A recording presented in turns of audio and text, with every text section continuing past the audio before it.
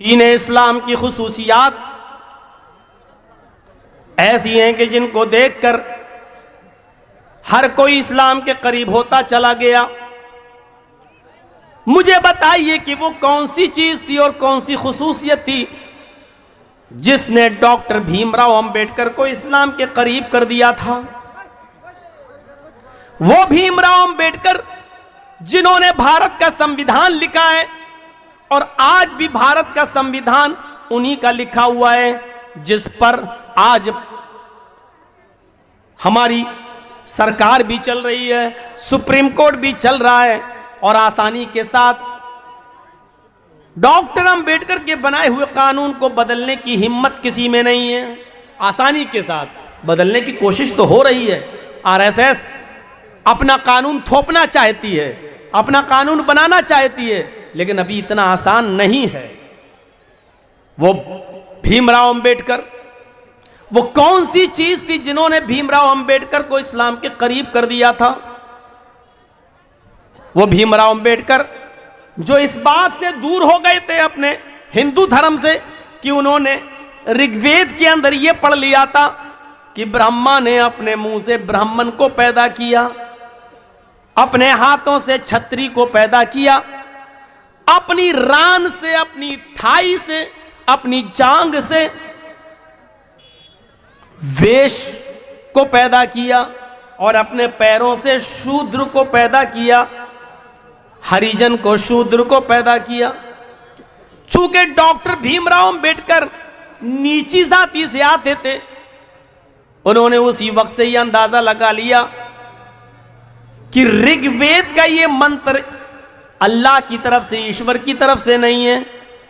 ایشور کی طرف سے ہوتا تو یہ نہ ہوتا کہ کسی کو برہما نے اپنے منہ سے پیدا کیا، کسی کو اپنے ہاتھوں سے کیا، کسی کو اپنی ران سے کیا، کسی کو اپنے پیروں سے کیا۔ انہوں نے اور بھی دھرم کا مطالعہ کیا، لیکن کوئی دھرم ان کو سمجھ میں نہیں آیا۔ انہوں نے اسلام کو پڑھا، قرآن کو پڑھا، اسلام کو پڑھا، اور جناب محمد رسول اللہ صلی اللہ علیہ وسلم کے آخری خطبے، حجۃ الوداع کے خطبے کو پڑھا تو سمجھ گئے کہ ہمیں ہماری منزل مل گئی۔ خطبہ کیا تھا؟ کلکم بنی آدم وآدم من تراب۔ اللہ کے نبی نے حجۃ الوداع کے موقع پر کہا تھا کہ اے ابن آدم، اے لوگو، تم سب آدم کے بیٹے ہو، اور آدم مٹی سے پیدا ہوئے تھے، اس لیے تم سب مٹی سے ہو۔ آدم کو مٹی سے بنایا گیا تھا، تم سب مٹی کے بنے ہوئے ہو، مٹی کے ہو۔ لا فضل لعربی علی عجمی، کسی عرب کے رہنے والے کو عجم کے رہنے والے پر فضیلت نہیں ہے، کسی غیر عرب کو عرب کے رہنے والے پر فضیلت نہیں ہے، کسی گورے کو کالے پر فضیلت نہیں ہے، کسی کالے کو گورے پر فوقیت نہیں ہے۔ تم سب برابر ہو، آدم کے بیٹے ہو، نہ کالا گورے سے افضل، نہ گورا کالے سے افضل، نہ عربی غیر عربی سے افضل، نہ غیر عربی عربی سے افضل۔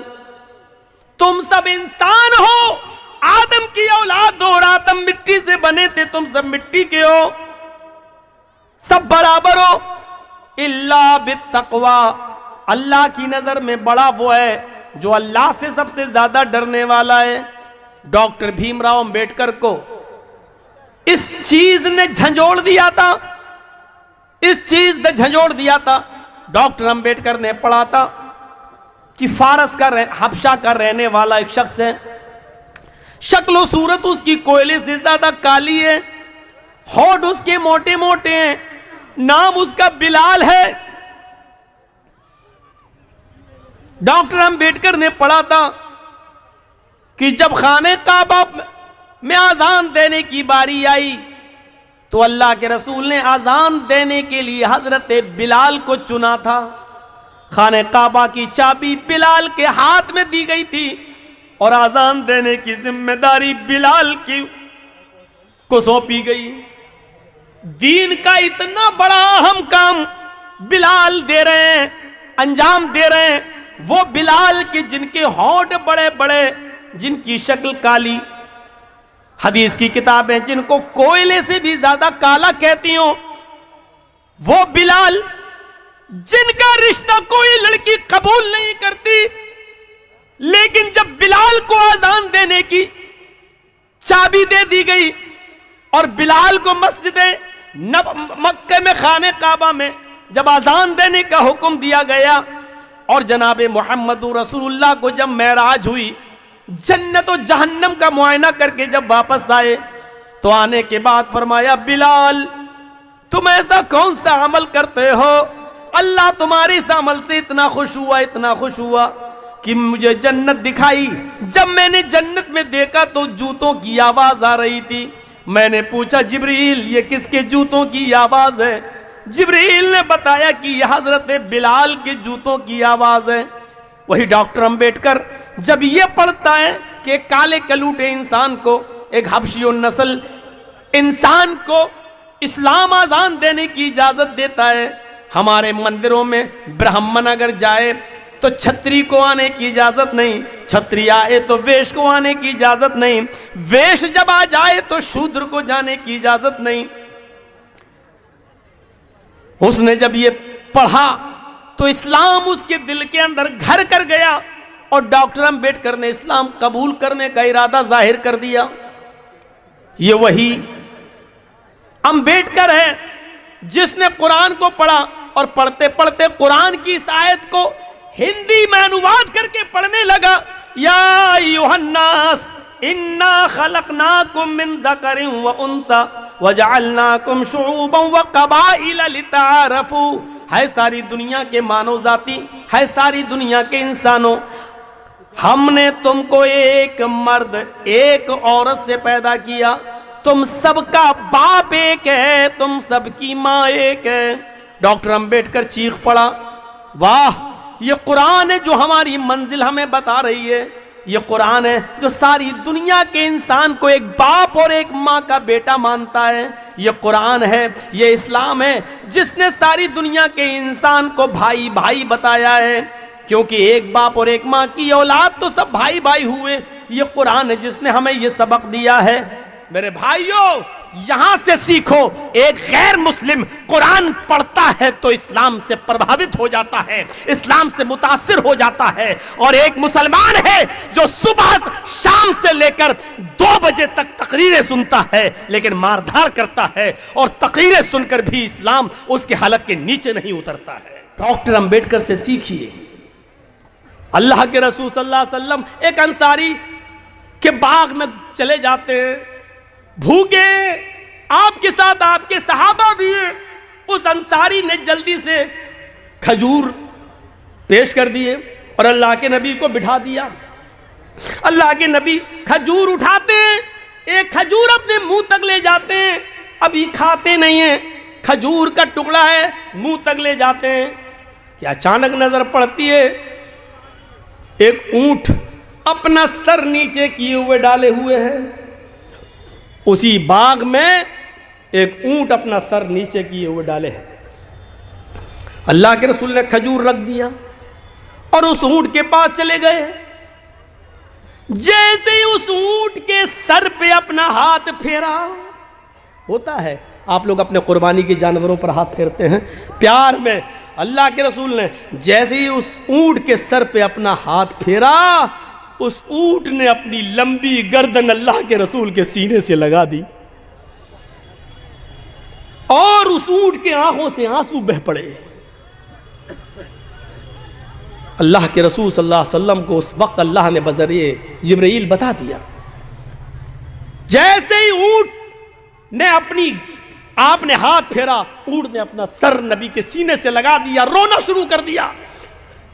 اونٹ کے رونے کو دیکھ کر نبی کا رونا شروع ہو گیا اور اللہ کے رسول نے پوچھا من رب ھذا الجمل،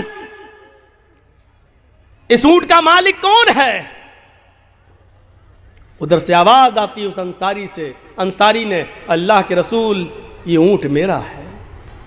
آپ نے کہا ادھر آؤ.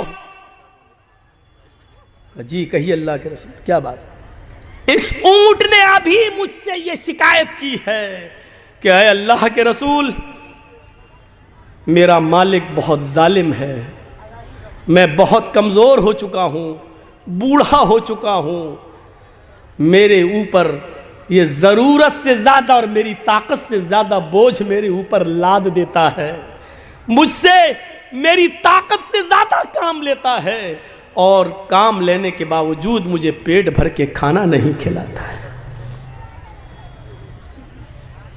جتنی طاقت تم اس اونٹ کے اوپر رکھتے ہو اللہ رب العالمین اس سے کہیں زیادہ طاقت تمہارے اوپر رکھتا ہے۔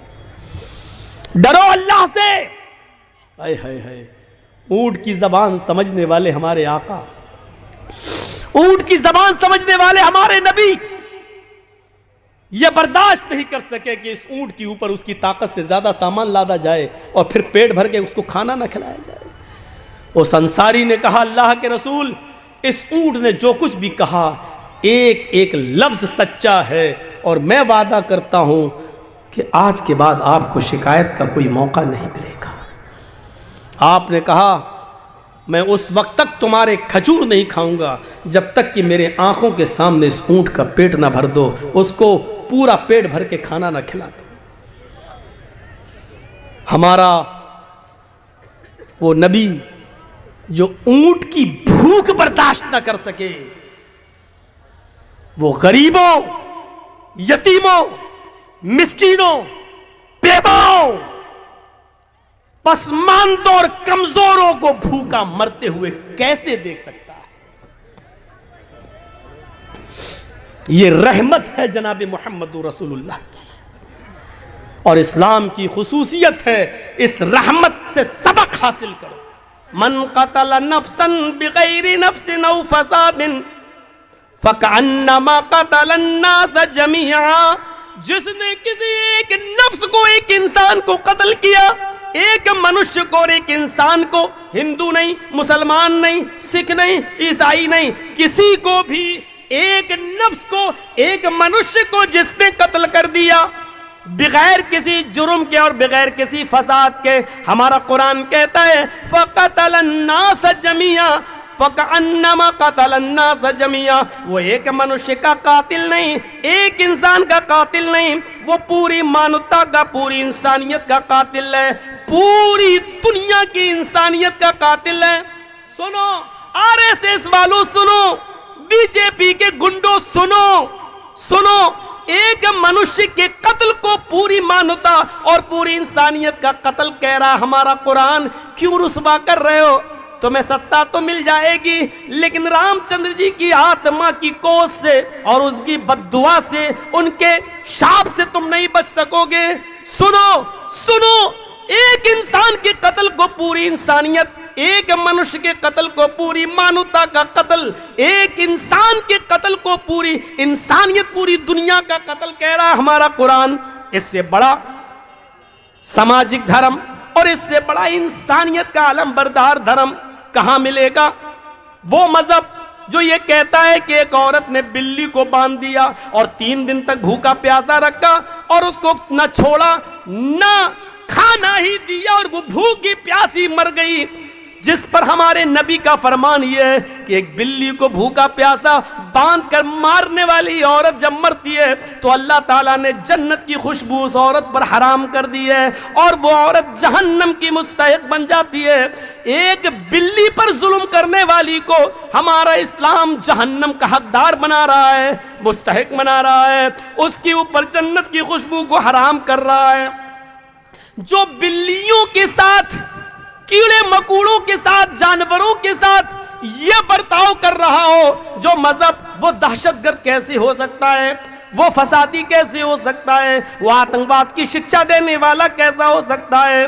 وہ عورت جو اپنا جسم بیچتی ہے، وہ عورت جس کو طوائف کہا جاتا ہمارے سماج میں, ہماری سوسائٹی میں وہ عورت جس کو بری نظر سے دیکھا جاتا ہے, ہماری سماج میں, ہماری سوسائٹی میں جو پیسہ لے کر اپنا جسم بیچتی ہے, وہ عورت جس کو گندی نظر سے دیکھا جاتا ہے ہمارے سماج, ہماری سوسائٹی میں, لیکن وہی عورت راستے میں اپنے کسٹمر ڈھونڈنے کے لیے جاتی ہے, پیسہ لے کر جسم بیچنے کے لیے جاتی ہے, لیکن راستے میں زبان نکالے ہوئے پیاس سے تڑپتے ہوئے کتے کو دیکھتی ہے تو اپنا دوپٹہ کنویں میں ڈال کر اور اس پیاسے کتے کو نچوڑ کر پانی پلا دیتی ہے. اس رب کی رحمت جوش میں آتی ہے. اللہ کے نبی فرماتے ہیں اللہ تعالیٰ کو اس طوائف کی, اس بدچلن کی, اس فاحشہ کی یہ نیکی بھی یادہ بھی اتنی پسند آئی کہ اس عورت کو اسی نیکی کی وجہ سے اس نے جہنم سے آزادی دے دی اور اس عورت کو جنت کا مستحق بنا دیا.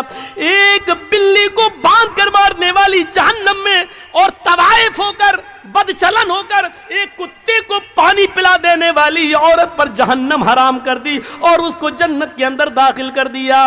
سوچو میڈیا والوں, یہ خوبیاں بھی کبھی کبھی لکھ دیا کرو, اسلام کی یہ سچائی بھی بیان کر دیا کرو, شاید رام کی آتما خوش ہو جائے اور تمہارے لیے کچھ اچھا سوچ لے. سوچو تو میڈیا والوں, کم سے کم مرنے کے بعد تم کتا اور بلی اور چوہا تو نہیں بنو, پھر دوبارہ منش اور انسان بن کر پیدا ہو جاؤ. یہ بھی تو کم سے کم بیان کر دیا کرو, یہ بھی تو لکھ دیا کرو جو اسلام ہمیں یہ تعلیم دیتا ہے. ہاں, اس ابو سعید خدری کے بارے میں سنو. ابو سعید خدری جو اللہ کے نبی کی لیٹرین قضاء حاجت کا لوٹا بندنا پکڑے ہوئے ہیں اور جنگل میں چلے جا رہے ہیں. اللہ کے نبی نے کہا لاؤ اب یہ لوٹا مجھے دے دو, اب یہ برتن مجھے دے دو اور تم یہیں بیٹھ جاؤ, میں جنگل میں جاتا ہوں اور لیٹرین سے قضاء حاجت سے فارغ ہو کر آتا ہوں. اللہ کے نبی برتن لے کر چلے گئے, اتنی دور نکل گئے کہ کسی کی نظروں کے سامنے نہ آئے اور دو درختوں کی آڑ میں قضاء حاجت سے فراغت حاصل کرنے لگے. ادھر ابو سعید خدری جس پیڑ کے نیچے بیٹھے ہیں اس پیڑ کے اوپر چڑیا کا ایک گھونسلہ ہے اور اس کے دو چھوٹے چھوٹے بچے چینچی کر رہے ہیں. ابو سعید خدری اس پیڑ پر چڑھتے ہیں اور چڑیا کے وہ دو چھوٹے چھوٹے بچے ان کو بہت خوبصورت لگتے ہیں. ان دو چھوٹے چھوٹے بچوں کو لے لیتے ہیں اور اپنی مٹھی میں لے کر نیچے اتر جاتے ہیں. تھوڑی دیر کے بعد چڑیا آتی ہے, چڑیا گھونسلے میں دیکھتی ہے کہ میرے بچے نہیں ہیں لیکن بچے چین کر رہے ہیں. چڑیا کے کانوں میں پیڑ کے نیچے بیٹھے ہوئے ابو سعید خدری کے ہاتھوں میں بچے نظر آ جاتے ہیں.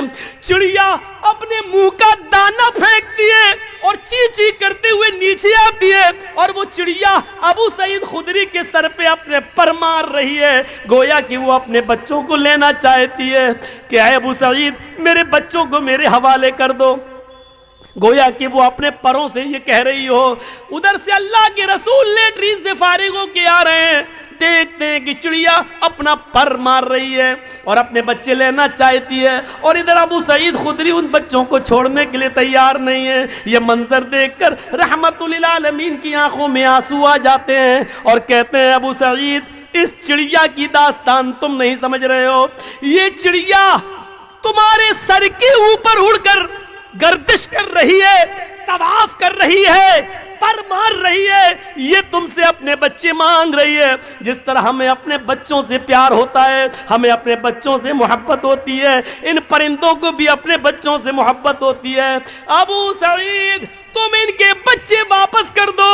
اس چڑیا کا ایک بچہ چھوڑتے ہیں ابو سعید, چڑیا جھٹ سے اپنی چونچ سے اس بچے کو پکڑتی ہے اور اڑتی ہوئی گھونسلے میں رکھ دیتی ہے اور پھر دوسرا بچہ لینے آتی ہے. ابو سعید نے دوسرا بچہ چھوڑا, وہ چڑیا نے چونچ سے دبایا اور پھر دوسری اپنے بچے کو بھی اسی گھونسلے میں لے گئی. ابو سعید خدری کا بیان ہے چند دنوں کے بعد میں نے سوچا کہ چلیں اسی جگہ پہ چلیں, کچھ دانا لے کر, چڑیا جو کھاتی ہے وہ دانا لے کر چلیں اور گھونسلے میں ڈال دیں. لیکن 2-3 دن کے بعد جب ابو سعید خدری اپنے پاس سے کچھ دانا لے کر चिड़िया के खाने की ग़िज़ा लेकर जब गए तो क्या देखते हैं, अब उस जगह पर चिड़िया नहीं है, उसका घोंसला भी नहीं है, उसके बच्चे भी नहीं है।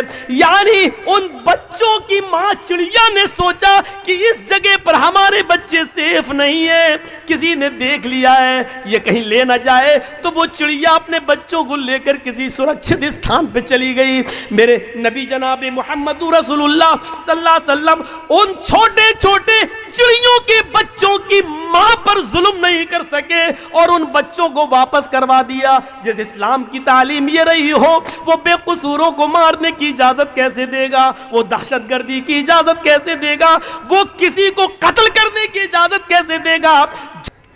क्या थी इस्लाम की खुसूसियत?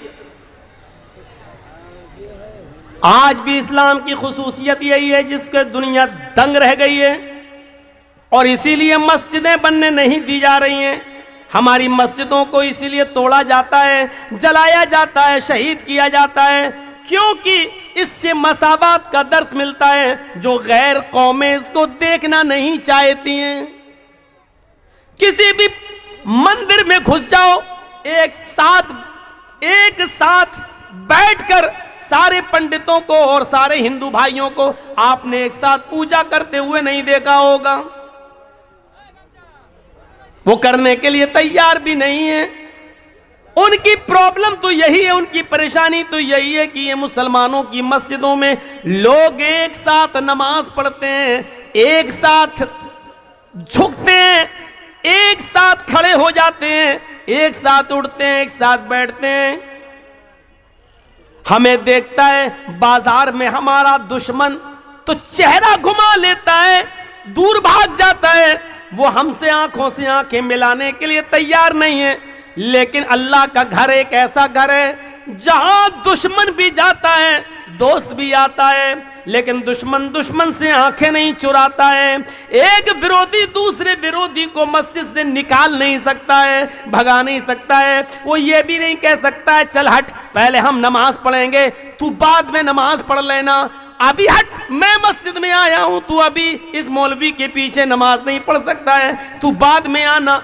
वो जानता है यही तो प्रॉब्लम है गैर मुस्लिमों की कि वो हमारी मस्जिदों में इत्तेहाद देखते हैं, समानता देखते हैं, बराबरी देखते हैं, दुश्मन को दुश्मन से आंख मिलाते हुए देखते हैं, पैरों से पैर मिलाते हुए देखते हैं, कांधे से कांधा मिलाते हुए देखते हैं। उनको ये चीज हजम नहीं होती है। यही तो खुसूसियत थी इस्लाम की जिससे दुश्मन भी परेशान है। लेकिन अफसोस ये हमारे इत्तेहाद से, हमारी इज्तिमाइयत से, हमारी एकता से गैर मुस्लिम परेशान है। लेकिन चुनाव के मौके पर हमारी एकता कहां चली जाती है, इलेक्शन के मौके पर हमारा इत्तेहाद कहां चला जाता है, हमारे वोटों का बंटवारा क्यों हो जाता है। जिस इस्लाम ने उठते बैठते लेटते सोते जागते खाते पीते हमें इत्तेहाद सिखलाया हो, इज्तिमाइयत सिखलाई हो, ज़कात हो तो इज्तिमाइयत कि गरीबों का ख्याल रखो,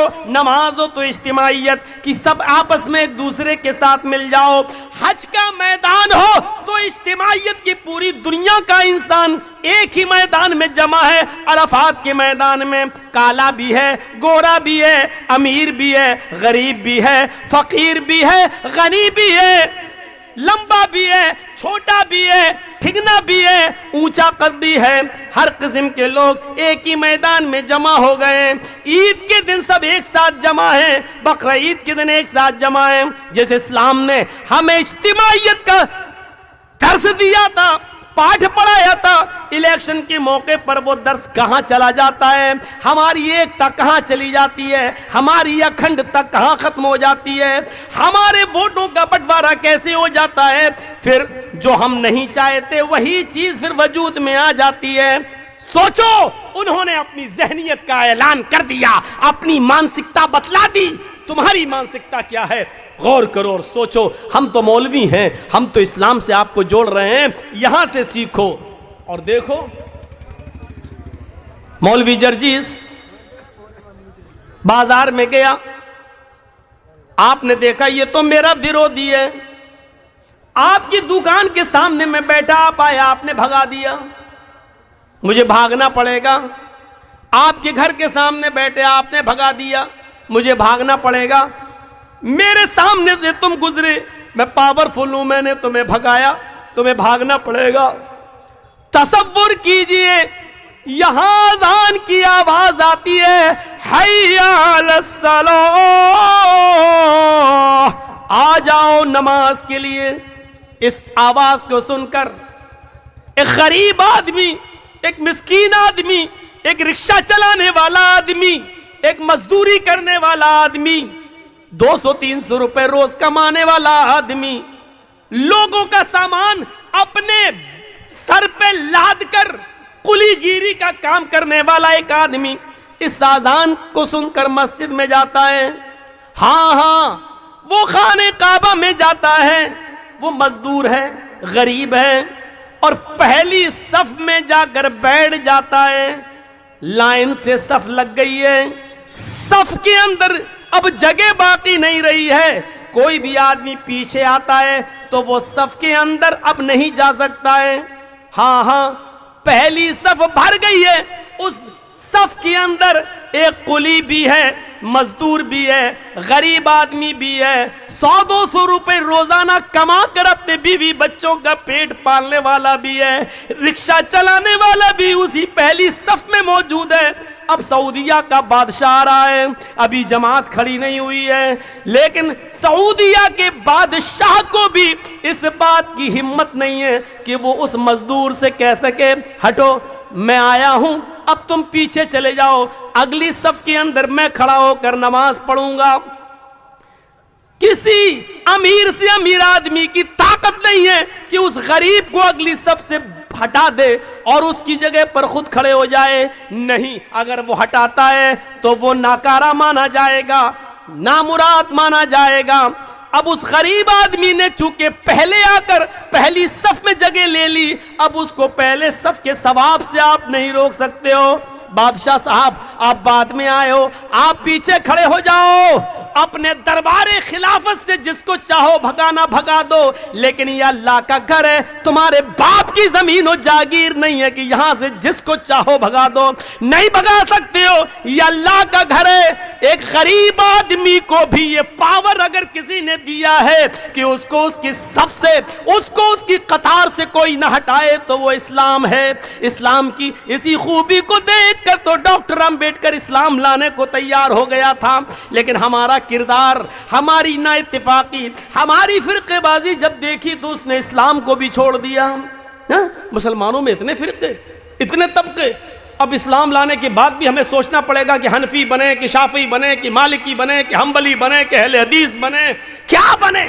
تب اس نے اسلام کو بھی چھوڑ دیا، ورنہ اسلام کی خوبی نے اس کو اپنے بندھن میں باندھ دیا تھا، لیکن ہماری نا اتفاقی، ہمارے افتراق، ہمارے انتشار نے اس کو بدل دیا۔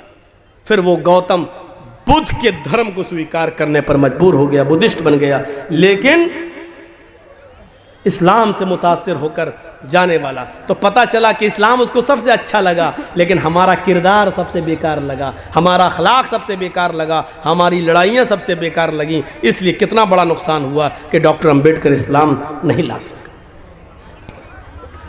دنیا کے اندر کوئی شخص اس غریب آدمی کو مسجد سے آج بھی ہماری مسجد میں اگر کوئی پہلی صف میں آ جائے اور بیٹھ جائے، یہ الگ بات ہے کہ مولانا جرجیس کو دیکھ کر آدمی خود اپنی جگہ دے دے کہ آئیے آپ یہاں آگے آ جائیے، یہ ایک الگ بات ہے، لیکن حقیقت یہ ہے کہ مولانا جرجیس کو پاور نہیں ہے کہ اگلی صف سے ہم کسی کو ہٹائیں، کسی کو بھگائیں اور کسی سے کہہ دیں کہ تم پیچھے چلے جاؤ، آگے ہم نماز پڑھیں گے، یہ پاور ہمیں حاصل نہیں ہے۔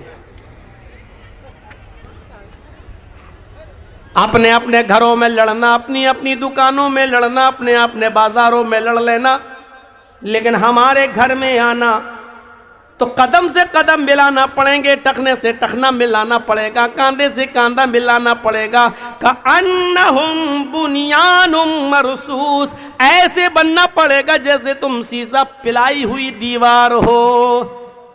جھگڑا نظر انداز کرنا پڑے گا، لڑائی جھگڑے بالائے طاق رکھنا ہوں گے۔ یہاں آپ اگر اپنے دشمن کے بغل میں جگہ ملے گی تو اس کے پاس ہی کھڑے ہو کے نماز پڑھنا پڑے گی. ہاں اگر تمہارا ورودھی تمہارا دشمن عالم ہے اور اس مسجد کا امام ہے تو وہی نماز پڑھائے گا اور تمہیں اس کے پیچھے نماز پڑھنا پڑے گی. میرے پیارے ساتھیو، اسلام نے ہمیں یہ درس دیا ہے، اسلام نے ہمیں یہ ایکتا کا پاٹھ پڑھایا ہے. لیکن آج کہاں چلی گئی ہماری سمانتا، کہاں چلی گئی ہماری یکسانیت، کہاں چلا گیا ہمارا اتفاق، کہاں چلا گیا ہمارا اتحاد. میرے پیارے بھائیو، آج اسلام کی وہ خوبی کہ جس کو اللہ کے نبی صلی اللہ علیہ وسلم نے یوں بیان کیا تھا، تَرَى الْمُؤْمِنِينَ فِي تَرَاحُمِهِمْ وَتَعَاطُفِهِمْ وَتَوَادِّهِمْ. مومن محبت میں اور عطف لطف و کرم میں، عفو و درگزری میں ایک جسم کے مانند ہوتا ہے. مسلمان ایک جسم کی طرح ہوتا ہے. اگر جسم کے ایک حصے کو تکلیف پہنچتی ہے تو پورا کا پورا جسم درد سے کراہتا ہے.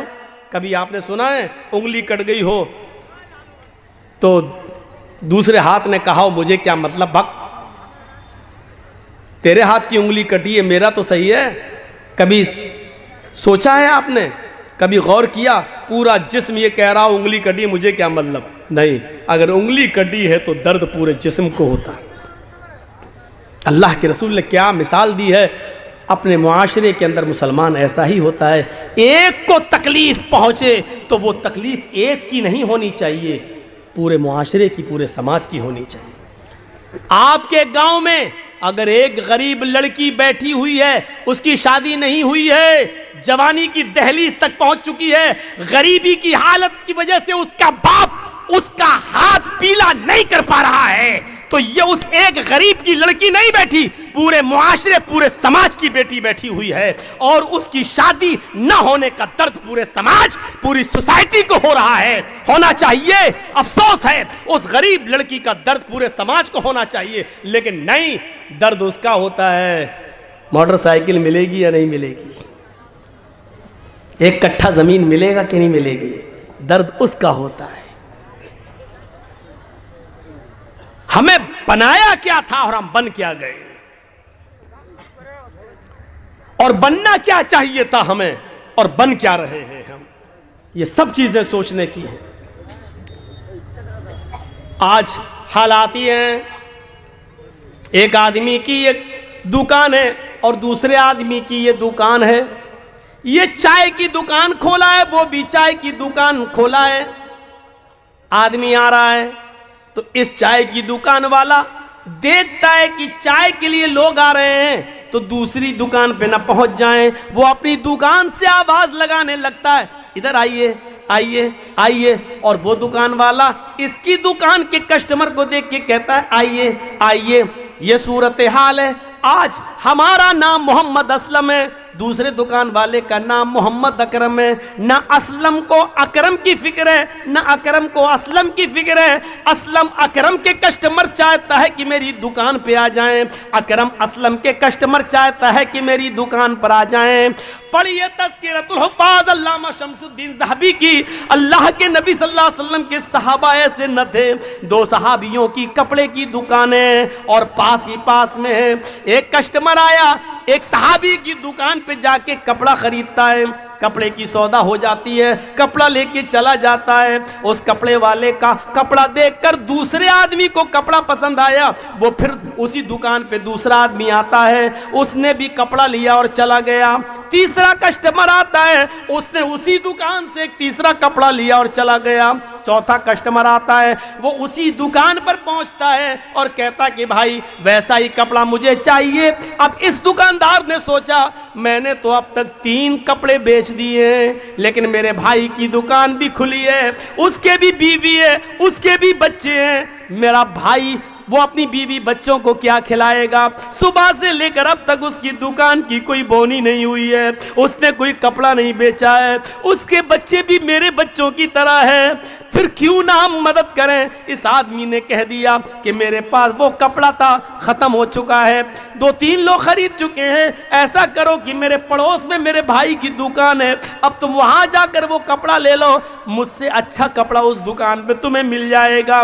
اس نے اپنی دکان کا کسٹمر دوسرے کی دکان پر, اپنے پڑوسی کی دکان پر بھیج دیا, صرف یہ سوچ کر کہ اس کے گھر میں بھی چولہا جلنا چاہیے, اس کے گھر میں بھی چولہا جلنا چاہیے, اس کے بیوی بچے ہیں, اس کے گھر میں بھی خوشی ہونی چاہیے. میرے بھائیوں, کل تک یہ درد تھا اور یہ اسلام کی تعلیمات کی خصوصیت تھی کہ جس نے ایک صحابی کے دل میں یہ بات ڈالی, لیکن آج یہ تعلیم کا اثر کہاں چلا گیا ہے. کل تک یہ درد تھا, ہمارے 3 کپڑے بک گئے ہیں, میرے پڑوسی کا بھی بکنا چاہیے. یہاں تو دوسرے کے کسٹمر چھین لیتے ہیں, سنو ہمارے ہاں اور سستا مل جائے گا, وہ 100 کا دے رہا, آؤ ہم 80 کا دے رہے ہیں, ادھر آؤ. اور یہ کمپٹیشن سب میں چل رہا ہے. ایک رکشے والے سے بات ہو رہی ہے, ہاں کتنا لوگے وہاں تک کا کٹیار, یہاں کتنا لوگے کا 100 روپے. دوسرا آٹو والا آ گیا, سنیے بھائی صاحب 80 دے دینا. یہ ہر جگہ چل رہا ہے, جبکہ سودے پہ سودا حرام ہے, نہیں ہونا چاہیے. جب تک ایک آدمی کی بات کمپلیٹ ختم نہ ہو جائے تب تک دوسرے کو, یہی بات معاملہ نکاح کا ہے, ایک لڑکے کا پیغام کسی لڑکی کے ساتھ نکاح کا چل رہا ہے, جب تک وہاں سے بات فائنل نہ ہو جائے دوسرے آدمی کو اپنے نکاح کا پیغام اس جگہ نہیں بھیجنا چاہیے, نہیں بھیجنا چاہیے. یہ اسلامی تعلیمات ہے, جرجیز کے باپ کے گھر کی نہیں ہے, یہ اسلامی تعلیمات ہے. میرے بھائیوں, اس پر ہمیں اور آپ کو غور کرنا چاہیے اور سوچنا چاہیے. یہاں تو کچھ کٹھ ملے ایسے بھی پیدا ہو گئے ہیں جو دکانیں بند کرانے کے لیے انڈے کاٹتے ہیں, دھاگے پڑ کے دیتے, لے اس کو فلاں دکان کے سامنے گاڑ دینا, اس کی دکان بند ہو جائے گی, تیرے کسٹمر آنے لگیں گے. یہاں ایسے بھی کٹھ ملے پیدا ہوئے ہیں, ان کو میں کٹھ ملا کہتا ہوں, مولانا نہیں. ایسے بھی کٹھ ملے پیدا ہوئے جو کہتے ہیں کہ یہ لے اپنی دکان پہ لٹکا لینا, دوسرے کی دکان کے سامنے زمین کھود کر یہ کاغذ گاڑ دینا, اس کے یہاں کسٹمر کوئی نہیں آئے گا, تیرے یہاں آئیں گے. ہمارے نبی ایک کی دکان چلانے اور ایک کی دکان بند کرنے کے لیے نہیں آئے تھے. یہ عقل کہتی ہے ہمارے نبی اس لیے آئے کہ تمہاری بھی دکان چلے اور تمہاری بھی چلے, تمہارے بیوی بچے کھائیں اور تمہارے بھی بیوی بچے کھائیں. آئے کٹھ ملاؤ, مجھے ایسی دعا بتا دو جو اللہ کے نبی نے ایسی دعا بتائی ہو کہ اس دعا سے تمہارے کسٹمر تو آئیں اور دوسرے کی دکان بند ہو جائے. مولوی جرجیز کو ابھی تک ایسی دعا نہیں ملی ہے. اے کٹھ ملاؤ, تمہارے پاس وہ دعا کہاں سے آئی, ذرا مجھے بھی بتا دو, ہم بھی تو جانے کہ وہ دعا تم نے کہاں سے سیکھی ہے, کہاں سے پڑھی ہے, کس حدیث میں پڑھی ہے, قرآن کی کون سی آیت ہے. نہیں دے پاؤ گے. فَأَتُوا بُرْحَانَكُمْ إِن كُنتُمْ صَادِقِينَ, اگر تم اپنے دعوے میں سچے ہو تو دلیل پیش کرو, ایسی کوئی دلیل لے کر آؤ. یہ اسلام کی خصوصیت تھی, یہ اس کی تعلیمات کی خصوصیت تھی. ایک دوسرے کی فکر کیا کرتا تھا, ایک دوسرے کی قدر کیا کرتا تھا, ایک دوسرے کے گھر میں کھانا آ جائے چلا جائے اس کی فکر کیا کرتا تھا, ایک دوسرے کی روٹی روزی چھیننے والے نہیں تھے. اور یہ اثر تھا محمد رسول اللہ صلی اللہ علیہ وسلم کی تعلیم کا. غور کرو, سعید ابن جبیر کو حجاج ابن یوسف کی پولیس ڈھونڈ رہی ہے. حجاج ابن یوسف بڑا ظالم بادشاہ گزرا ہے, حکمراں گزرا ہے, اس نے بڑے بڑے صحابہ کو قتل کروا دیا اور ذرا بھی نہیں ہچکچایا. وہی سعید ابن جبیر کے پیچھے پڑ گیا. سعید ابن جبیر بھاگے پھر رہے ہیں, رات میں نکلتے ہیں, چھپ چھپا کر گزر رہے ہیں, شہر پار کرنا چاہتے ہیں, ملک سے نکلنا چاہتے ہیں, کیونکہ حجاج ابن یوسف نے اعلان کر دیا سعید ابن جبیر کو کہیں سے بھی پکڑ کے لاؤ, ڈھونڈ کے لاؤ, زندہ ان کو پکڑ کے لاؤ, ہم ان کو اپنی آنکھوں کے سامنے قتل ہوتے ہوئے دیکھنا چاہتے ہیں. حجاج کی پولیس کو انعام دے دیا گیا, اعلان کر دیا گیا جو سعید ابن جبیر کو پکڑ کے لائے گا اس کو اتنا انعام دیا جائے گا. پولیس ہاتھ دھو کر سعید ابن جبیر کے پیچھے پڑ گئی, لیکن سعید ابن جبیر کو پکڑ نہ پائی. ایک دن ایسا تھا کہ سعید ابن جبیر رات کے اندھیرے میں ایک جھونپڑی میں گھس گئے اور ایک مسلمان نے ان کو اپنے گھر میں پناہ دے دی اور کہا کل شام تک یہیں سو جاؤ اور رات میں پھر یہاں سے نکل جانا. لیکن اسی رات ایک دوسرے مسلمان نے سعید ابن جبیر کو اس جھونپڑی میں جاتے ہوئے دیکھ لیا اور اس دیکھنے والے مسلمان نے حجاج ابن یوسف کی پولیس کو خبر کر دی کہ سعید ابن جبیر فلاں آدمی کے گھر میں چھپے ہوئے ہیں. ہمیشہ یاد رکھنا جاسوسی اپنے ہی لوگ کرتے ہیں، دوسروں سے امیدیں کم ہیں. ہمارے اتر پردیش میں جب لاک ڈاؤن لگا تھا اور مسجدوں میں نماز پڑھنے کی پابندی ہو گئی تھی تو یہ ہوا تھا کہ صرف 5 آدمی نماز پڑھ لیں، ایک امام، ایک مؤذن اور 3 آدمی بس. تو ہر آدمی یہ چاہتا تھا کہ ہم گھس جائیں، وہ چاہتا تھا ہم گھس جائیں، لیکن ہم لوگ مجبور تھے کہ 5 سے زیادہ نہ لیں کیونکہ مسجد کے ذمہ دار پکڑے جائیں گے. تو جو پہلے آ جاتا تھا وہ پڑھ لیتا تھا، لیکن جو بعد میں آ رہا ضد کر رہا نہیں ہم بھی جائیں گے، اس کو منع کر دیا. نہیں وہی جاسوسی کرتا، پولیس کو فون کر کے سنو فلاں مسجد میں اتنے نماز پڑھ رہے ہیں. اور پولیس آتی تھی اور در پکڑ ہوتی تھی، 10 ہزار 20 ہزار روپے لیے گئے ایک آدمی سے. لاک ڈاؤن میں پولیس نے خوب حرام کی ہڈیاں کمائی ہیں. تو اپنے ہی لوگ جاسوسی کرتے ہیں، اپنے لوگ. سعید ابن جبیر کی جاسوسی بھی اپنے ہی لوگوں نے کی اور حجاج ابن یوسف کی پولیس رات میں پہنچی اور اس گھر پہ چھاپا مارا. سعید ابن جبیر پکڑ لیے گئے. میں جو بتانا چاہتا ہوں وہ سنیے. سعید ابن جبیر پکڑ لیے گئے. سعید ابن جبیر کو حجاج کے سامنے لے جانے کی تیاری ہونے لگی، لیکن راستہ کافی دور ہے. گھوڑے پر اگر لے کے جایا جائے تو کم سے کم ہفتہ 10 دن لگے گا. اتنی دور نکل چکے تھے سعید ابن جبیر حجاج کی پکڑ سے. اب ان کو لے جانے کی تیاری ہوئی. ایک دن چلے، ایک دن رات چلے، پھر دوسرا دن چلے، پھر دوسری رات چلے، لیکن جہاں نماز کا وقت ہوتا تھا وہاں نماز پڑھتے تھے.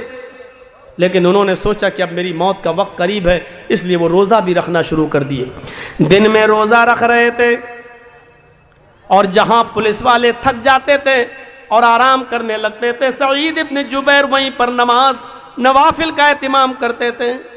موت انہوں نے اپنی آنکھوں سے قریب دیکھ لی تو مزید اللہ کی عبادت کرنے لگے. لیکن سعید ابن جبیر کے مریدین اتنے تھے، ان کو چاہنے والے اتنے تھے کہ جس گاؤں سے یہ گزرتے لوگ ان کو کھانا کھلاتے، ان کو پانی پلاتے، ان کی عزت کرتے. لیکن سب کو اس بات کا احساس تھا کہ سعید ابن جبیر اب قتل کر دیے جائیں گے. 3-4 دن سفر میں چلتے چلتے ہو گیا.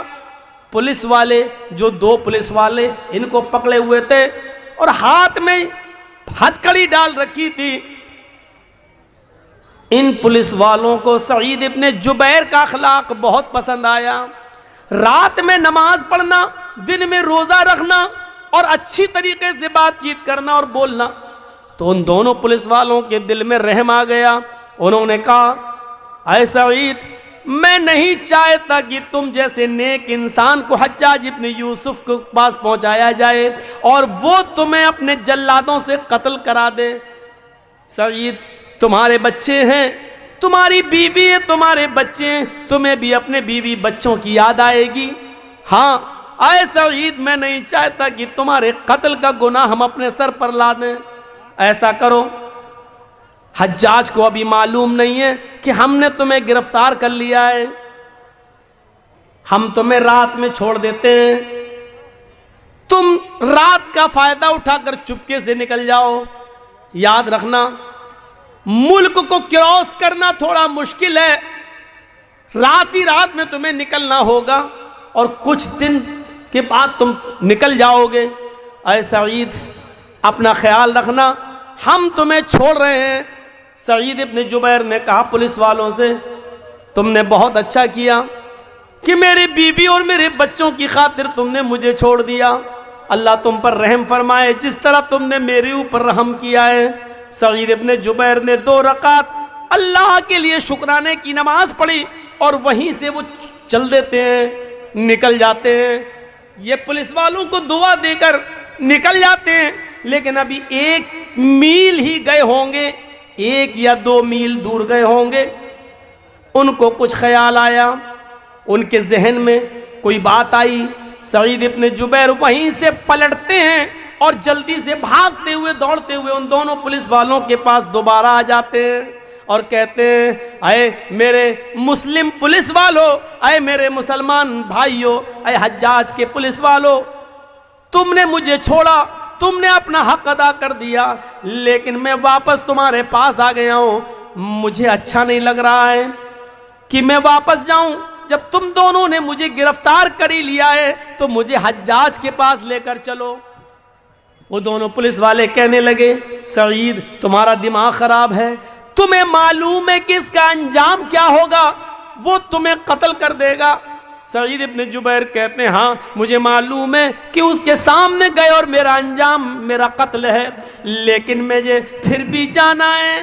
کہا ایسا کیوں؟ ہم تو تمہیں چھوڑ رہے ہیں، پھر کیا بات ہے کہ تم بھاگنے کے لیے تیار نہیں ہو؟ سعید ابن جبیر نے کہا، آئے پولیس والو، جس مسلمان جاسوس نے میری جاسوسی کی ہے، جس مسلمان جاسوس نے میری جاسوسی کی ہے اور تمہیں بتایا ہے کہ سعید فلاں گھر میں گھسے ہیں، اس جاسوس کو یہ بھی معلوم ہوگا کہ تم دونوں نے مجھے گرفتار کر لیا ہے، کیونکہ جاسوس ایک ایک چیز کی نظر رکھے ہوئے ہے۔ جب تم دونوں نے مجھے گرفتار کر لیا ہے تو اس کی خبر اس جاسوس کو ضرور ہوگی۔ تم مجھے چھوڑ رہے ہو تو جاسوس کو اس بات کی بھی خبر ہوگی کہ تم مجھے چھوڑ رہے ہو، اور جب حجاج کے سامنے تم جا کر یہ کہو گے کہ مجھے سعید ابن جبیر نہیں ملے، لیکن اگر اس جاسوس نے یہ کہہ دیا مل گئے تھے، میری آنکھوں کے سامنے ان کو پکڑا بھی تھا لیکن بعد میں چھوڑ دیا، تو پھر حجاج ابن یوسف جیسا ظالم آدمی یہ سن لے گا اور جان لے گا کہ تم دونوں نے مجھے گرفتار کر کے چھوڑ دیا ہے، تو پھر وہ تم دونوں کی گردن اڑا دے گا۔ سعید ابن جبیر نے یہ سیکھا ہی نہیں ہے کہ ہم اپنی جان بچانے کے لیے تم دونوں کی جان کو مصیبت میں ڈال دیں، تم دونوں کی جان کو خطرے میں ڈال دیں۔ نہ ہمارا نبی اس بات کی اجازت دیتا ہے، نہ ہمارا قرآن اس بات کی اجازت دیتا ہے، نہ ہمارا اسلام اس بات کی اجازت دیتا ہے۔ آئے پولیس والو، ہم تو بچ جائیں گے، لیکن ہمارے بارے میں جب پتا چلے گا کہ تم دونوں نے ہمیں چھوڑ دیا تو پھر حجاج تم دونوں کو قتل کر ڈالے گا۔ سعید ابن جبیر پھر نہیں مانے اور ان دونوں پولیس والوں نے مجبور ہو کر سعید ابن جبیر کو حجاج کے سامنے پیش کر دیا، اور حجاج نے ان کے ہاتھ پیچھے سے بندھوا کر خونی چمڑا بچھا کر جلاد کے ہاتھ میں تلوار دے کر کہا کہ میری آنکھوں کے سامنے سعید کو قتل کر دو، اور سعید کی گردن نیچے ہوتی ہے اور حجاج ابن یوسف کے جلاد نے ایک زوردار تلوار مار کر سعید ابن جبیر کو قتل کر دیا۔ پورے واقعے سے کیا ملا ہے؟ پورا واقعہ بتانے کا مقصد یہ تھا کہ سعید ابن جبیر نے اپنی گردن پہ تلوار چلانا گوارا کر لیا، لیکن ان 2 مسلمان پولیس والوں کی جان کو خطرے میں ڈالنا گوارا نہیں کیا۔ یہ اسلام کی تعلیم تھی۔ وہ اپنے لیے جو پسند نہیں کرتے تھے ان پولیس والوں کے لیے بھی انہوں نے پسند نہیں کیا۔ وہ اتنی سی بات اس نے کہہ دی تھی کہ دونوں ہاتھ میرے ہیں، میں داہنے ہاتھ سے نہیں کھاتا، بائیں ہاتھ سے کھاتا ہوں، آپ کا کیا جا رہا ہے؟ نبی اکرم نے کہا تجھے اس تکبر کی سزا ملنی چاہیے، اس گھمنڈ کی سزا ملنی چاہیے۔ اس نے نبی کی اتنی سی نافرمانی کی، پھر زندگی بھر اس کا دائنا ہاتھ اٹھ نہیں سکا۔ کھانا تو چھوڑو، پھر زندگی کا کوئی اچھا سے اچھا یا برا سے برا کوئی کام وہ اپنے داہنے ہاتھ سے سیدھے ہاتھ سے نہ کر سکا، اس کے لائق نہیں رہا۔ ہم تو دن بھر میں پتہ نہیں محمد رسول اللہ کی کتنی نافرمانیاں کر دیتے ہیں۔ ہم رسول اللہ کی تعلیمات کو اپنے پیروں سے کچل رہے ہیں، ہم اسلام کی شکشا اور اسلام کی تعلیمات پر عمل نہیں کر رہے ہیں۔ ہمیں ڈرنا چاہیے کہ کہیں اللہ کی طرف سے ہمارے اوپر کوئی خطرناک عذاب نہ آ جائے۔ ہم ذرا دوسری طرف بھی نظر ڈال کے دیکھیں، ہمارے خلاف منصوبے ہو رہے ہیں، ہمیں آپس میں لڑانے کی پلاننگ ہو رہی ہے۔ ذرا تصور کیجئے کہ کس طریقے سے آج غیر مسلموں کی یونیورسٹیوں میں مسلمان لڑکوں کو آرکشن نہیں مل رہا ہے، ریزرویشن نہیں ہے، ان کو پڑھنے کی اجازت نہیں ہے، لیکن مسلم لڑکیوں کے لیے ریزرویشن دیا جا رہا ہے۔ اقلیت کا نام دے کر مسلم لڑکیوں کو یہ کہا جا رہا ہے کہ تم ایڈمیشن لے سکتی ہو، اور مسلم کالج اور کالجز میں پڑھنے والے لڑکوں سے یہ کہا جا رہا ہے کہ تم مسلم لڑکیوں کو اپنے پیار، اپنے لو، اپنے پیار کے چنگل میں ان کو پھنساؤ، ان کو لاؤ، پھر ان سے کورٹ میرج کرو، شادیاں کرو، اور ایک دو بچے پیدا کر کے ان کو طلاق دے دو تاکہ ان کے بطن سے، ان کے پیٹ سے ہماری تعداد بڑھ جائے، اور پھر ان کو طلاق دے کر چھوڑ دو، نہ وہ اپنے گھر کی رہیں نہ یہاں کی رہیں۔ یہ منصوبے ہو رہے ہیں، یہ پلاننگ بنائی جا رہی ہے، لیکن ہم ابھی تک اسلام کے مزاج کو نہیں سمجھ پا رہے ہیں، اور غیر مسلموں کی سازشوں کو آج ہم سمجھنے کے لیے تیار نہیں ہیں۔ ہم خود اسلام سے دور بھاگے جا رہے ہیں، ہم اسلام کی تعلیمات سے بھاگے بھاگے پھر رہے ہیں۔ نہیں صاحب، ہماری لڑکی تو پڑھے گی وہیں۔ کتنا اچھا کام کیا جا رہا ہے، مسلم لڑکیوں کو کالج میں پڑھنے کے لیے جگہ مل رہی ہے، یونیورسٹی میں۔ اس کے پیچھے سازش کیا ہے، اس سازش کو ہم نہیں سمجھ پا رہے ہیں، نہیں سمجھیں گے۔ ماشاءاللہ یہ سرکار بہت اچھا کام کر رہی ہے، دیکھیے کتنا اچھا، ہماری مسلم لڑکیوں کو اتنا ریزرویشن دیا ہے، لڑکوں کو کیوں نہیں دیا جا رہا ہے؟ ہماری لڑکیاں MBBS میں آ رہی ہیں، BUMS میں آ رہی ہیں، PhD میں آ رہی ہیں، ان کو کالج میں لیا جا رہا ہے، لیکن لڑکوں کو ریجیکٹ کر دیا جا رہا ہے۔ اس کے پیچھے سازش کیا ہے، یہ ہماری سمجھ میں نہیں آ رہا ہے۔ قرآن چیخ چیخ کر کہتا ہے، یا ایھا الذین آمنوا ادخلوا فی السلم کافہ، اے ایمانوں والو تم اسلام کے اندر پورے کے پورے داخل ہو جاؤ۔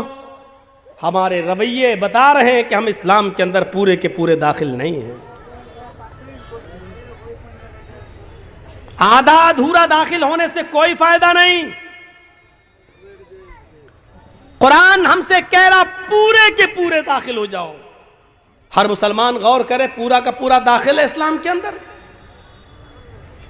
آپ یہاں بیٹھے ہیں نا، سن رہے ہیں اور لڑ رہے ہیں کہ نیچے کرو موبائل، مولانا نہیں دکھ رہے ہیں، لیکن اسی سماج کے اندر نظر ڈالو، ہم اسی گاؤں کی بات کر رہے ہیں جہاں جلسہ ہے، ایک طرف مولانا کی شکل دیکھنے کے لیے لوگ بے چین ہیں، تو دوسری طرف ہماری سماج کی اور ہماری بیٹیاں، جلسہ ہو رہا ہے، تقریر چل رہی ہے، لیکن آپ اس جلسے سے باہر نکل کر ان کا منظر دیکھ سکتے ہو کہ کون جلسہ سن رہا ہے اور کون مارکیٹ گھوم رہا ہے، کون میلہ کے اندر ٹہل رہی ہے اور کون جلیبی خرید رہی ہے اور کون چوڑیاں خرید رہی ہے۔ اور آپ کسی جلسے میں ایسے نوجوانوں کو بھی دیکھو گے جو جلسے سے دور فون پر، موبائل پر بات کر کے ملنے کا جگہ اور وقت بھی متعین کر کے آئے ہیں، اور آج جا کر دیکھ لو باہر تو ایسا لگے گا آپ کو جیسے کتیا کے پیچھے 10 کتے لگے ہوئے۔ مولوی جرجیس بدنام ہے کہ مثال کھری دیتا ہے۔ میں نے اس گھومنے والی لڑکی کو کتیا کہا ہے اور اس کے پیچھے گھومنے والوں کو کتا کہا ہے۔ تمہیں جو کرنا ہو کر لو، میرا جاؤ، کیا کرو گے؟ کہا ہے میں نے، اور اپنے جملے واپس لینے کے لیے میں تیار نہیں ہوں۔ اگر تمہیں اپنی بیٹیوں کو کتیا صفت ہونے سے بچانا ہے تو ان کی نگرانی کرو، اور تمہیں کتا بننے سے رکنا ہے تو ان کا پیچھا کرنا چھوڑو۔ کہوں گا میں، اور اللہ کی قسم اپنے جملوں پر ہمیں کوئی پچھتاوا نہیں ہے، کوئی فکر نہیں ہے کہ کون کیا سوچے گا میرے بارے میں۔ ہر انسان اپنی سوچ میں آزاد ہے، سوچ میں بھی آزاد ہے، سوچ سکتا ہے جو کچھ سوچنا ہو اس کو۔ ایک طرف حال یہ ہے کہ لوگ قرآن و حدیث سننے کے لیے بے چین ہیں، چینل والوں سے لڑنے کے لیے تیار ہیں، تو دوسری طرف یہ منظر بھی ہے، ہمیں اپنی سوچ بدلنا پڑے گی۔ اسلام کے نیم اور قانون کو پوری طریقے سے فالو کرنا پڑے گا، چاہے ہماری سمجھ میں آئے یا نہ آئے۔ ہمیں اسلام کے اندر پورا کا پورا داخل ہونا پڑے گا۔ 2-4 نمازیں پڑھ لینے سے ہم مسلمان نہیں ہیں، 2-4 روزے رکھ لینے سے ہم مسلمان نہیں ہیں۔ معاف کیجئے گا، بہت سخت مثال دے رہا ہوں، 2-4 عبادتیں کر لینے سے آپ مسلمان نہیں کہلائے جائیں گے۔ کل کی تقریر میں کہا، آج بھی کہہ رہا ہوں، 2-4 عبادتیں کر لینے سے آپ مسلمان نہیں ہوں گے۔ یہ کھمبا ہے، مان لیجئے بجلی کا ایک پول لگا ہوا ہے، مان لیجئے کوئی کھمبا لگا ہوا ہے، اور اسی کھمبے کے پاس آم کا ایک پیڑ لگا ہوا ہے۔ سخت ہوا چلتی ہے، سخت آندھی آتی ہے، اور اس تیز ہوا سے آم کے چند پتے ٹوٹ کر اس بلی پہ لٹک جاتے ہیں، چپک جاتے ہیں، یا بجلی کے کھمبے سے چپک جاتے ہیں۔ ہوا چلی، آم کے پتے ٹوٹے، اس پیڑ سے پتے ٹوٹ کر بجلی کے کھمبے پر لگ گئے، تو آپ اس بجلی کے کھمبے کو کیا کہو گے؟ آم کا پیڑ نہیں کہو گے۔ مولانا جرجیس کہتا ہے کہ وہ آم کا پیڑ ہے، آپ کہو گے کیسے؟ دیکھیے آم کے پتے لگے ہوئے اس پر۔ آپ کہو گے صاحب آم کے پتے صرف اوپر لگے ہیں، اس کی جڑ تو آم کی نہیں ہے، وہ بجلی کا کھمبا ہی رہے گا۔ نہیں، میں کہہ رہا ہوں آم کا پیڑ ہے، اس لیے کہ آم کے پیڑ پر پتے لگتے ہیں، بجلی کے کھمبے پر بھی پتے لگے ہیں۔ آپ کہیں گے مولوی جرجیس پاگل ہو گیا ہے، رانچی لے جاؤ، اس کا علاج کراؤ۔ ارے بجلی کے کھمبے پر آم کے چند پتے چپک جانے سے بجلی کا کھمبا آم کا پیڑ کیسے ہو سکتا ہے؟ تو میں بھی آپ سے یہی کہنا چاہتا ہوں کہ ایک انسان 2-4 نمازیں پڑھ لینے سے، 2-4 عبادتیں کر لینے سے، 2-4 فقیروں کو کھانا کھلا دینے سے، 2-4 اچھے کام کر دینے سے پورا مسلمان کیسے ہو سکتا ہے؟ جب بجلی کا کھمبا آم کے چند پتوں کی وجہ سے آم کا پیڑ نہیں ہو سکتا ہے، آم کا پیڑ تبھی ہوگا جب اس کی بنیاد، اس کی جڑ بھی آم کی ہو، اس کا تنا بھی آم کا ہو، اس کی شاخائیں آم کی ہوں، اس کے پتے بھی آم کے ہوں، اور اس آم کے پیڑ میں آم کا پھل بھی لگ رہا ہو، تب آپ اس کو آم کا پیڑ کہیں گے۔ اسی طریقے سے آپ کو مسلمان اس وقت کہا جائے گا جب آپ کی بنیاد جڑ سے مسلمان ہو، آپ کا اٹھنا اسلامی ہو، آپ کا بیٹھنا اسلامی ہو، آپ کی بنیاد اسلامی ہو، آپ کا چلنا اسلامی ہو، آپ کی شادی بیاہ اسلامی ہو، آپ کے سماج میں رہنا اسلامی ہو، آپ کا چال چلن اسلامی ہو، آپ کی منہ سے گفتگو اسلامی ہو۔ جب یہ ساری چیزیں اسلامی ہوں تب کہا جائے گا کہ آپ مسلمان ہیں، ورنہ بجلی کے کھمبے پر آم کے 2-4 پتے چپک گئے ہیں، بس 2-4 عمل کر لینے سے آپ مسلمان نہیں کہلائے جا سکتے۔ اپنے جڑ میں مسلمان بنیے، بیٹھو تو اسلام چھلکتا ہو، اٹھو تو اسلام چھلکتا ہو، چلو تو اسلام چھلکتا ہو، شادیاں کرو تو اسلام چھلکتا ہو، بیوی کے ساتھ تعلقات قائم ہو تو اسلام چھلکتا ہو، آپ کی ہر اداؤں میں اسلام نظر آتا ہو، تب آپ مسلمان ہیں۔ یہ چیز ہمیں اپنے اندر دیکھنا ہوگی، یہ چیز ہمیں اپنے اندر پیدا کرنا ہوگی۔ اسلام نے جو کام کرنے کو کہے ہیں وہ کرنا ہے، جن کاموں سے روکا ہے اس سے رکنا ہے، چاہے اس میں فائدہ ہو یا نہ ہو، چاہے اس میں ہمارا فائدہ ہو یا نہ ہو، لیکن ہمیں رکنا ہے۔ بالکل ویسے ہی سمجھو جیسے بڑے بڑے شہر میں آپ گاڑی چلا رہے ہیں اور ریڈ لائٹ جل گئی۔ آپ نے دیکھا ہوگا بڑے شہروں میں ریڈ اور گرین لائٹیں ہوتی ہیں چوراہوں پر۔ ریڈ لائٹ کا مطلب گاڑی روک دو، اور گرین لائٹ کا مطلب گاڑی آگے بڑھاؤ۔ آپ جرجیت صاحب گاڑی چلا رہے ہیں، چلاتے چلاتے ایک چوراہے کے پاس سے گزر رہے ہیں، ریڈ سگنل ہو گیا، مطلب گاڑی روک دو۔ ہم نے گاڑی روک دی، لیکن ہم نے دیکھا دائیں سے کوئی گاڑی نہیں آ رہی ہے، بائیں سے بھی کوئی گاڑی نہیں آ رہی ہے، سامنے سے بھی کوئی گاڑی نہیں آ رہی ہے، تو اب نقصان کیا ہے؟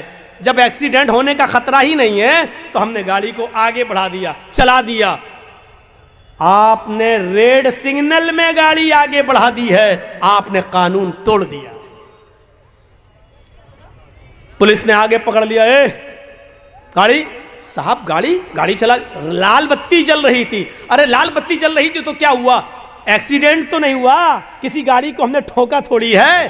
آپ جرمانہ تب لے سکتے ہیں جب ہم نے گاڑی کو ٹھوکا ہو، گاڑی آئی نہیں رہی تھی ہم نے چلا دیا۔ پولیس والا کیا کہے گا؟ ہٹ، ریڈ سگنل کیوں توڑا؟ گاڑی آ رہی ہو یا نہ آ رہی ہو، ریڈ سگنل تم نے کیوں توڑا؟ گاڑی کھڑی کرنا یعنی قانون کا پالن، چاہے نقصان ہو یا فائدہ، ہر حال میں تمہیں قانون کو فالو کرنا ہے۔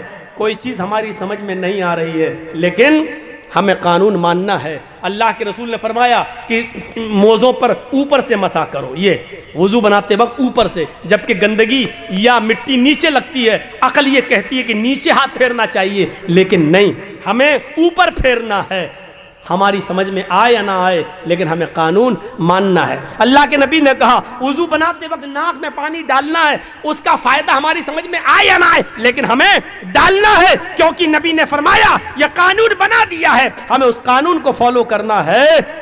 بس ہمیں اس سے مطلب نہیں ہونا چاہیے کہ اس میں نہ کریں تو نقصان کیا ہے۔ نہیں، جو قانون بنا دیا ہے، فجر میں 2 ہی پڑھنا ہے فرض نماز، آپ کہنے میں تو 4 پڑھوں گا، نقصان کیا ہے؟ نہیں، جو قانون بنا دیا ہے وہی تمہیں ماننا ہے۔ مغرب کی 3 ہم 5 پڑھتے ہیں، 4 پڑھتے ہیں، نقصان کیا ہے؟ نہیں، جو بنا دیا ہے قانون وہی تمہیں ماننا ہے، اسی کو فالو کرنا ہے، چاہے نقصان ہو یا نہ ہو، آپ کو قانون کو فالو کرنا ہے۔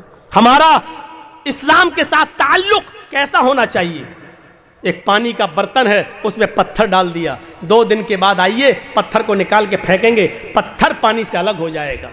2 دن کے بعد جب آپ نے پانی سے پتھر کو نکالا، پانی سے پتھر کو پھینک دیا، اس کا مطلب یہ ہے کہ پتھر نے پانی کو ایکسیپٹ نہیں کیا اور پانی نے پتھر کو بھی ایکسیپٹ نہیں کیا۔ جب تک پتھر پانی میں تھا لیکن جب چاہا تب آپ نے نکال کے پھینک دیا۔ یہ ہمارا اسلام سے تعلق نہیں ہونا چاہیے۔ جب تک ہم اسلام سے جڑے ہیں، جب چاہو ہم سے اسلام کو دور کر دو یا اسلام سے ہمیں دور کر دو، یہ نہیں ہونا چاہیے۔ ہمارا اسلام کے ساتھ تعلق رنگ کی طرح ہونا چاہیے۔ کھانے والا رنگ جانتے ہیں نا، جلیبی میں ڈلتا ہے، پلاؤ میں ڈلتا ہے، آپ لوگ رنگ لاتے ہیں، گلاب جامن وغیرہ میں ڈالتے ہیں، وہ رنگ لائیے اور پانی میں ڈال دیجئے، آپ تھوڑی دیر کے بعد دیکھیں گے رنگ پانی میں گھل گیا۔ پیلے رنگ کا رنگ نے پانی کو پیلا کر دیا، لال رنگ نے پانی کو لال کر دیا۔ اب آپ رنگ سے پانی کو الگ کرنا چاہیں تو نہیں ہوگا، پانی سے رنگ کو الگ کرنا چاہیں تو نہیں ہوگا۔